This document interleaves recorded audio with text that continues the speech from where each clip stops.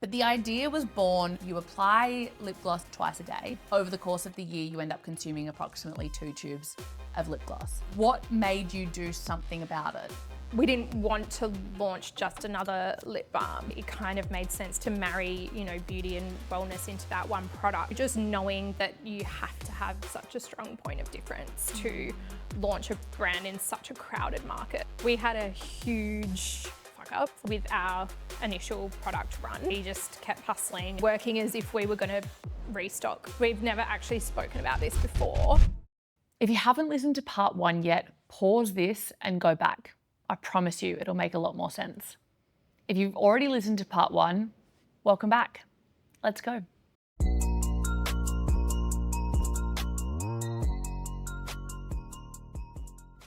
Over the period in which you were sold out, how did you feel that time? Because you were initially anticipating that it's like a month, right? So you can kind of keep social comms going. You can kind of keep the conversation going, being like, it's only a month, guys, place your pre-orders, all of those things. But how did you manage the 3 months being completely sold out? Yeah, I think we really did take it almost week by week because the timeline was so unclear. So we were still doing social posts, and you don't want to completely disappear. You want to stay relevant. Obviously, we had pre-orders on, so we were really trying to push that. We still had amazing traction happening from, influencers who were posting about the brand during that period and things like that. So I think you don't want to completely disappear. We really used that time on the back end to do a lot of work to set the business up for the next 6 months to a year. Reaching out to like boutique retailers, to big beauty retailers, working on our next product SKU. We definitely didn't just shut up shop on the back end. Yeah. We just kept hustling and, working as if we were going to restock any day. And I think that's what you have to do. You can't just disappear because you want to stay top of mind. Wow. Snip that. Snip that. No, I love that. Do you think being sold out made Balmee more desirable, given that because I sort like, I actually admitted this to you before we started filming, but I obviously knew of you. We'd not actually introduced one another to each other, just by being proximity of the same space, same co-working space. And I'd seen what you were doing and I was like, this is really interesting. And I was like, I really want to try the product. I'm obviously a big lip balmy girl because my bag is full of them. My car is full of them. My bedside drawer is full of them. Love and my it. partner will attest to that. Yeah. And so I signed up for your restock because I was like, I really want to try it. This was way before I'd like even spoken to you or Phoebe about the brand.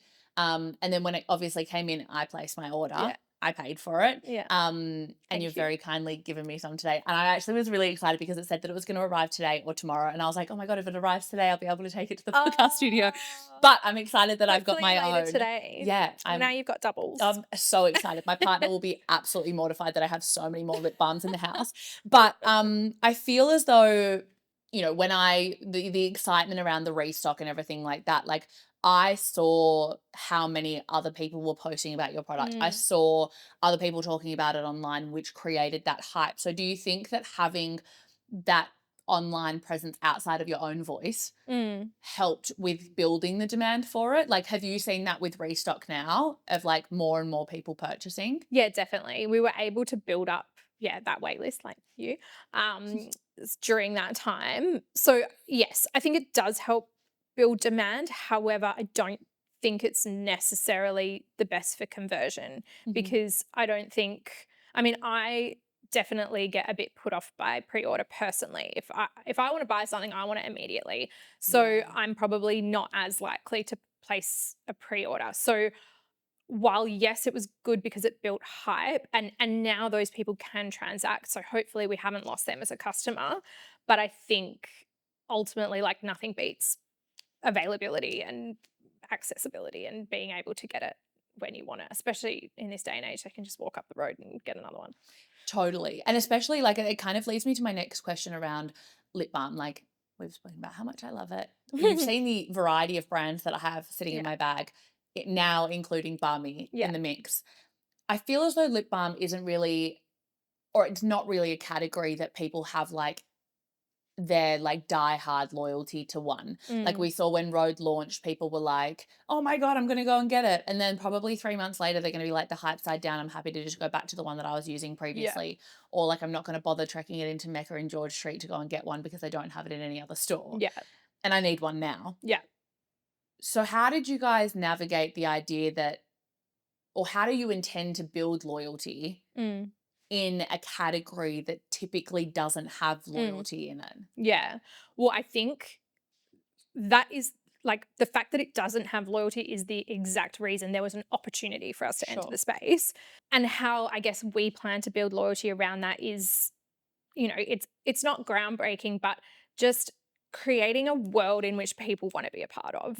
You know, we want to create that community and hub and space that people feel like they can really connect to our brand and they know what we're about. And I'm really proud to say that so many people have told us that they, you know, take one look at our Instagram or our website and they feel that and they know exactly what we're putting out there. Like our tagline is good for you, and that isn't just about a product or ingredients. That's about so much more than that. And we want to create this environment where you feel good and whatever that means for you. Like, you know, I know you're really into your fitness, so like that's good for you. I'm really into my wine, so like that's good for me. Do you know what? Can I tell you, with the tagline "Good for you," I love it because the way in which I read it, you know, when you like can read things and you're like, you read it in someone's tone of voice or whatever. But I like, and everyone has their own unique experience because obviously, for 9 times out of 10, they'll experience that tagline in written form, where there's no audio or you know, someone saying it. But when I hear "good for you," I'm like, good for you. I love Good that. for you. That's like, what you go. I kind of, that wasn't the original intention, but I always think about it like that. And I'm like, I hope some people do read it like that. Literally, like, good for you. Good like, for you. Go girl. Yeah, I love that. Now we can't talk about restocking without talking about Kayla at Cenas. Yes.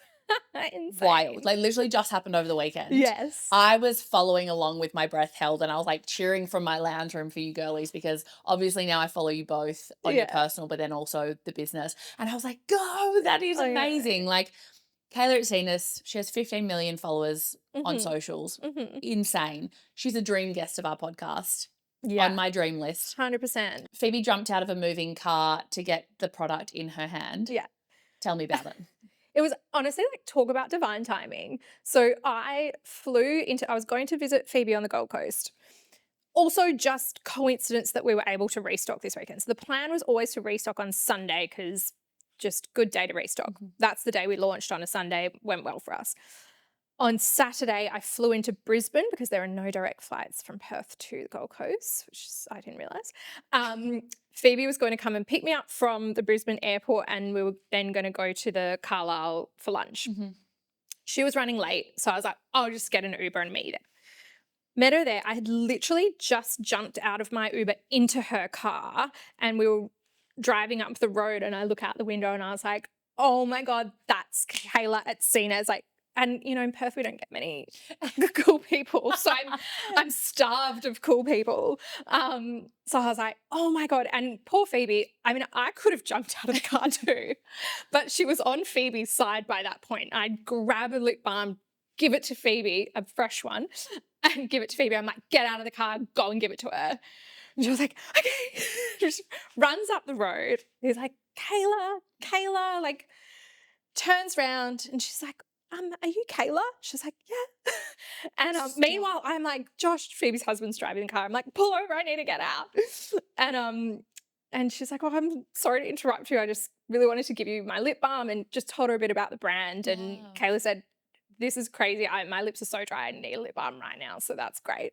And then, you know, and she was like, I don't want to take up your time. Like, I'll leave you to it. Didn't, you know, want to hassle her or anything. And we kind of just were like, oh my God, that was really cool. I wonder if anything would come of it. And then I just went to look at to see like how many followers she has.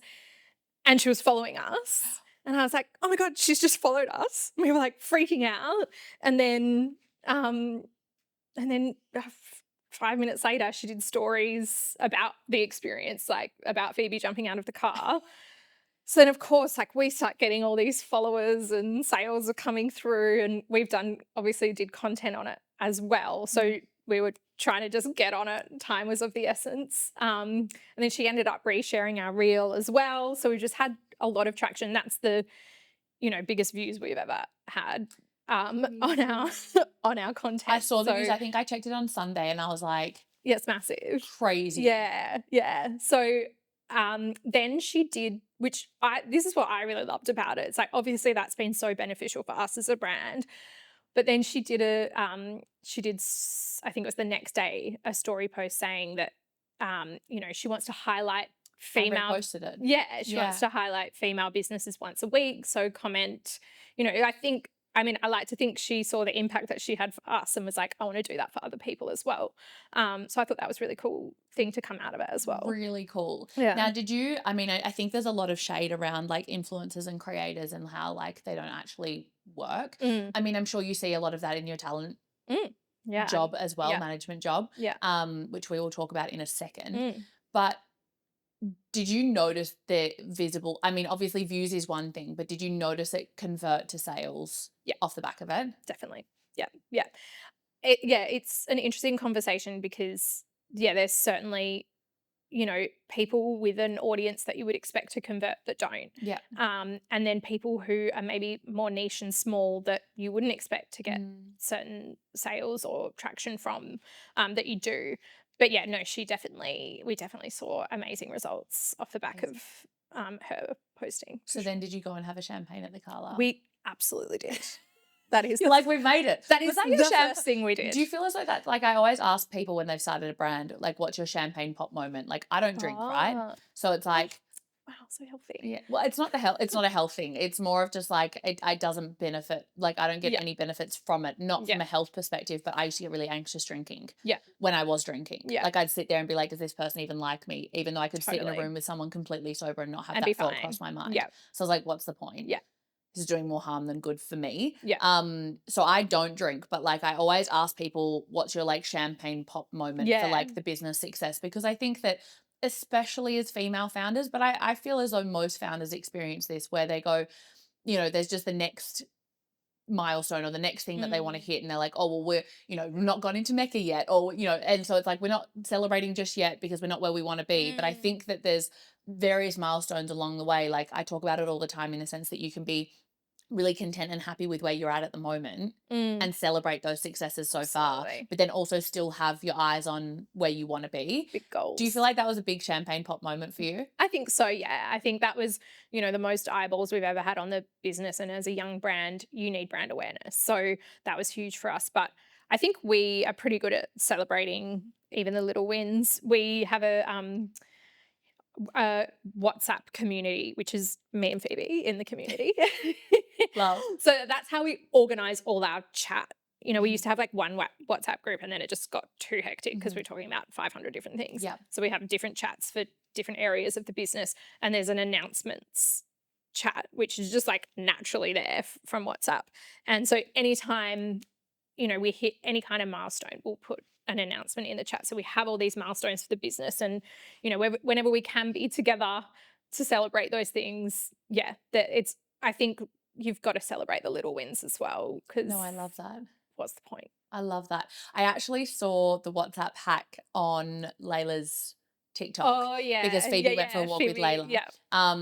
And shout out Dr. Diamond. Yeah. She will also be She's a guest amazing on this podcast soon. But Layla was doing 52 walks with 52 founders, which I think is such a cool concept. Yeah. And she met with Phoebe. Yeah. And Phoebe shared the hack that was setting up a WhatsApp community just for like your own team and dividing all of those things into different things. Because you're right, things do get lost and conversations do get lost and milestones do get lost. Content gets lost too. Yep. Like I know for me, like especially launching date night, like I started a folder in my photos, which is like screenshots of people's comments or DMs that I've got, because I'm like, otherwise they just get lost and we can't use them again. So I think it's such a clever hack for all businesses to utilize that. Yeah. I'm big on anything organizational that you can do to like make your life easier in the long run. Were you also then a big Officeworks girly at school? Oh yeah. Okay. Love like contact papering the folders. Absolutely. I love that. I feel like you can pick them a mile away when someone goes, I love organization, and you're like, did you like office works at school? Were you just Major. like huge? Major. Now I want to quickly talk about your job, Mm, your full-time job. Yeah. Because Balmee is not your full-time job. It's not. We call it your full-time side hustle. Correct. Your full-time job is talent manager. Yes. How do you balance the two? Because they're both, like, we joke about it all the time. Like, I feel like I have 5 full-time jobs at the moment. Totally. How do you balance the two? It's definitely tough. I think it takes a lot of not willpower is the wrong word, but self-discipline perhaps, because I work, I'm in an office probably like 9 to 10 hours a day if you include the commute time, and I'm doing a full-time 9 to 5 job. So then when I get home from work, that's balmy time, or before work, but ideally that's exercise time, but Yep. depends on the day. Yeah. Depends on how many wines the night before. Correct. Yeah, I get it. So it's really, at the moment, Mhm. it's coming home from work, having dinner, doing all that, getting organized, and then back to work, and sitting at a desk and trying to just pump out what you can. Without, I really don't try to work too late, because I'm just the type, I need sleep and I will not function, and I won't be able to do both Mhm. effectively if I don't do that. So I've learned not to push myself too hard with it. There are Mhm. always going to be nights that you just have to probably work later than you would like, but I try and use that time really wisely. And then on the weekends, that's when I love working on Balmee, because I have the time to just do it properly and not be stressed about going to bed at a certain time. Mm. And I almost, like, it never really works out that way, but I like to treat that as a work day, but it's a balmy work day. Yep. Whether that's Saturday or Sunday or both or whatever's going on, and I really enjoy it. So it doesn't, like, yes, you do get tired and you do get burnt out at times, but it doesn't feel too hard to do that. And weirdly, the time I love working on balmy the most is when I'm on a holiday. It's like so random, but whenever I'm like Your on a brain holiday, feels I'm like switched off. cool by the pool with my cocktail and my laptop, and like Literally. that's the vibe for me. No, that's literally the same. I feel so seen in what you're saying, because I'm the same. Like, I've had so many people being like, you need a whole weekend off. Like, and I'm like, no. No. Because I also feel as though, like, I'm a big quote fan. Yeah. But I feel as though, like, the idea of burnout as well is like, Mm. the difference between burnout and working hard in my mind is working hard is, it might have like an end, like it might just be a birth, and then you've got like this relief. Yeah. There's like, okay, I'm working towards a deadline, and it's like once that's done, things will calm down a little bit. They might then ramp up afterwards, but there's like an end goal in mind. Hello, me again.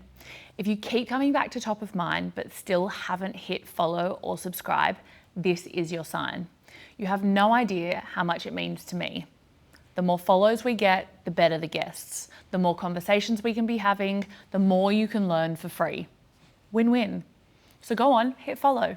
I'll wait. Okay, now back to the episode. Burnout happens when there's no end goal and you're not working on things that you're passionate about.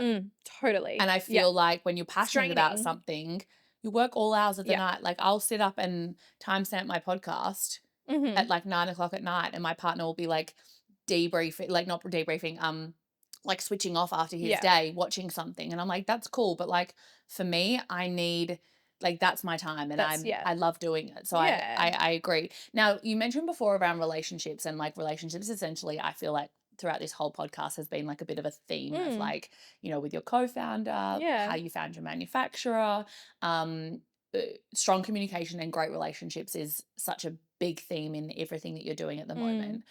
Do you feel as though the relationships that you have through the work that you've done to date and the work that you do 9 to 5 play a role in helping you grow Balmee as well? Yeah, I definitely think so. I think, Phoebe and I are both really lucky to have worked in the space. We have connected with a lot of, influential people, whether that's traditional influencers or, a beauty editor, or just someone who works in the industry that can introduce you to the right person. So I think, like, yes, absolutely, what I do at the moment in talent management, that's beneficial because I've got great relationships with amazing talent, but it's also the relationships from like actually literally the very first job I ever had in Sydney, the the owner of that business reached out to me yesterday about wanting to invest in Balmee. So like I think Love. that's just a good example of Yep. what a good relationship can do for you in the long run in your career. Like I hate burning bridges. I would never I've got great relationships with every workplace I've ever been in. Mhm. I think it's so important. Like, yeah, in everything you do. Yeah, I agree. Do you have I mean, there are so many successful businesses and business owners that I know that still work a job and still run a very, very successful business. Do Mm. you have plans to be all in Balmee at one point? I think we have to be. I Yeah. think that like we've got huge goals for the business, and I think we won't be able to get there unless we do that one day. Obviously, it's so great at the moment being able to put all the money that the business makes back into the business, and Mhm. we need that at the moment to grow and scale. But yeah, I think absolutely the end goal would be to be doing that. What's one of your goals that you've got with the business? So many. Share your big goal. um, well, we've got a like 4-year kind of growth plan Love. at the moment, working towards being like a $10 million revenue brand. So we've got obviously lots of sub goals under that as to how we get there. So that's the big goal at the moment. Obviously, one day will be bigger than that, Oh, I but love that. that's what we're working towards. That's a great goal. Great goal. And thank you for sharing because I feel Of as though course. so many people actually it came up at the conversation at date night, the Mm, female founder dinner that I was running. And, I feel as though men so frequently and so freely talk about money goals, mm, whereas women are a little bit more hesitant to because they don't want people to perceive them differently because they've got ambitious money goals. yeah, And I've had this conversation with so many women that like making money and being a good person can coexist. And 100%. so many people think that it can't. Mm. So yeah, I really appreciate you talking so freely about that. Well, I Now, also, sorry, just no, on go that, for it. like I feel like as well, women so often aren't included in the conversation about money. I mean, it wasn't until doing all of this that I did start having those conversations. And to be honest, it is a lot of like my male friends that will come and talk to me about it, Mm, um, not my female friends, because none of us have been in those sorts of conversations. We don't really know what's feasible, what's doable, and to feel confident to talk about numbers like that and mm, that you can get there. So I think it's about having those conversations with women. agreed. Yeah. I also like there's so much science about and I'm hung up on this at the moment like the last few months is that like there's so much science in putting your goals out there. So like Mm, when you write your goal down or you say your goal out loud, there's so much science for it actually then becoming true. totally. So I think more people should be And you talking say about you're not woo woo. That's that. manifesting right there. Is it manifesting or is it science? Like Well, there's a there's neuroscience. neuroscience is involved in manifesting. Yeah, Absolutely. So yeah, absolutely. I Yeah. mean like I'm woo-woo enough to believe in Yeah. like putting it out there. Yeah. But I think that yeah, I just think that there's so much neuroscience around like stating things or putting things out there. So I 100%. would love to revisit this in 2 years' time. Have you and Phoebe here That would be and amazing. we can do like a 2 years into Would love to that. Barmy Lock it because in. I've Just put it literally in the just diary. we'll put it in the diary now because otherwise it won't happen. Correct. No, I literally have just started having my repeat guests on from when we Yeah, first I saw started you in having Soph again. 2024. Yeah. So I've got Soph coming back, founder of Soul Tonic. I had Alexis come back. She has the podcast Do You Fucking Mind? Yeah. Amazing. And they're two good friends of mine, but it's so nice. I've listened to both episodes from when we first launched in 2024. Mm. And I was like, wow, we're such different people now. We were at Mm. such different stages of our lives. Like, I wasn't with the person that I'm with now. I wasn't Mm. doing the things that I'm doing now. And they're the same, which is so crazy. And Soph, especially because she just got engaged. Yay, Aw. exciting. Okay. Like looking forward to, I suppose, the advice that you now have or the knowledge that you now have Mm. under your belt. Mm. If you were starting over and you had to pick a channel to launch your Mm. brand in, where are you launching? So I would actually say Instagram, which is different to what I would have told you when we started. I really thought TikTok would be where it's at and where we would see the most growth. Um, and I think something has changed with TikTok. There was a time where it was like you could just post and fly and it was amazing. I think it's a lot harder now Mhm. to get that organic traction on TikTok. And that could be by nature of like, I'm 33, I'm a millennial, I'm not Gen Z. So maybe Phoebe and I just don't translate on that platform. You know, maybe if you're 18 starting a brand, go TikTok. Sure. For us, I would say, and what we're selling and who our audience is, Instagram has definitely been where we've probably seen, I guess, the warmest leads and where we see conversion coming from. So, and I think Instagram. I mean, I think it's good to, Phoebe would say, make sure you diversify your platforms, be on everything. I agree. But if I had to pick one to go really hard on, it would be Instagram. Agreed. I couldn't agree more. Unless you're an influencer talent, definitely do all of them. But if I'm talking about a brand. Yeah. Knowing what you know now, if you were to be relaunching Balmee or launching Balmee for the first time, knowing what you know now, what's one thing that you would have done differently? I think probably spent a bit more time looking at supply chain and perhaps being a bit more prepared for a sellout event. Sure. I don't think I would have ordered more stock, but just having everything in place ready to go that you're not being delayed. Yeah. We've spoken about your $10 million goal. Yeah. Are you picking Mecca or Sephora? Oh, what a question. Look, we would love to have conversations with either Mecca or Sephora. That's absolutely, you know, where we want to be is in one of those.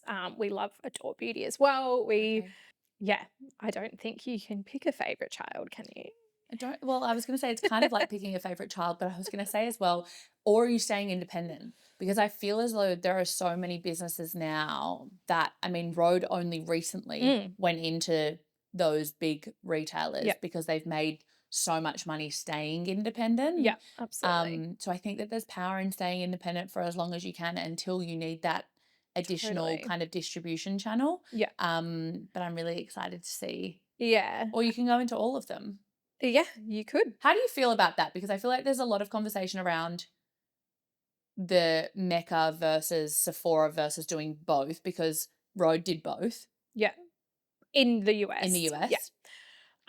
Look, I think that being in Sephora in Australia would probably give you like, you know, exposure to Sephora in the US, which is massive. And that's, you know, would be an incredible goal like for us to achieve.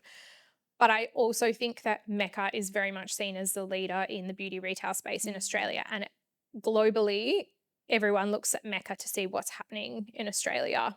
So I think there's benefits of both. And I think, you can be in Mecca here and you can be in Sephora in the US. And I think that's probably a really smart strategy. And that's absolutely like global expansion is part of our growth plan. So we will be approaching those retailers and having those conversations. And hopefully when we're back in 2 years, we'll be talking about our US launch. That's it. Stay tuned. Yeah. Stay tuned. I love it. I have a few quick fire questions to close us out. Okay. Ready? Everyone always gets a bit nervous and I'm like, they don't have to be really quickly answered. They're just more of like, I'm going to fire them off at you if you don't have a long answer. Okay, cool. But you can add context to them if you've got context. And I might even ask you a question off the back of them. Okay, cool. Okay. Love it. First question is one brand that comes top of mind for you. I don't know why this just popped into my head, but Frank Green. Love. And I think it might be because they did like little lip balm holders. Yep. Love that for you. I'm actually surprised that it wasn't another lip balm competitor. Well, yeah, that's true. But Frank Green, I don't go know. off, That sis. was just what was in my head. That's great. What's the best piece of advice you've ever received? This is like not what someone's told me personally, but the best piece of advice I've probably heard is done is better than perfect, which I'm pretty sure I heard Pia Mance say that. Yeah, I say it all the time too. Yeah, it's not something that, like, I'm a bit of an overanalyzer. So it's something that I need to remind myself all the time. Love. Worst piece of advice you've ever received? Not move to a different state from your co-founder. Works just fine. Love it. Love it. If you or your business had a theme song, what would it be? It would be, I don't know who the artist is, but $1 Million Baby. Oh my God, love. Because that is, well, obviously that's a $1 Million Baby right there. She's your $1 Million Baby. She's my $1 Million Baby. And that was actually the first song for our very first TikTok that we posted, that was the song we used, and because it was just trending at the time, and that TikTok did for us really well, and we had hundreds of women commenting because we were like, "What are your pain points in lip balm?" and asking, and that was a real proof point for us that there was demand for what we were making, and that, you know, women would actually want to follow along and hopefully purchase. Love. Mm. We're going to clip that and put that as the Yeah, soundtrack cool. underneath. That'll be the like soundtrack for your trailer. Love it. If you could work in any other business for any other founder for a day, who would it be? Grace Beverley. Yeah. I think I would love to see how she operates from like a founder perspective, but also see all the processes that she's implemented with her team and structure and everything. I mean, she runs like 3 or 4 Huge businesses. And she has like an investment fund. She's incredible. I think she's amazing. Another dream guest of ours. Oh, I tried to get her on. please, She can was here you in tell me? Australia. I'll just rock up with coffee. So many people are like, if you ever get her, I need to be like part of your team on the day. 100%. Love. Yeah. What is your go-to comfort food after a rough day? Well, we've touched on wine. Can it be a drink instead Can of be a food? drink. It'd be A liquid dinner. Yeah, a wine and a chip, like a salt and vinegar chip. Vibes. I can get behind the chips. Yeah, Great. huge. Yeah. I don't know if you've seen this, and this is a slight detour, but the charcuterie plate on chips.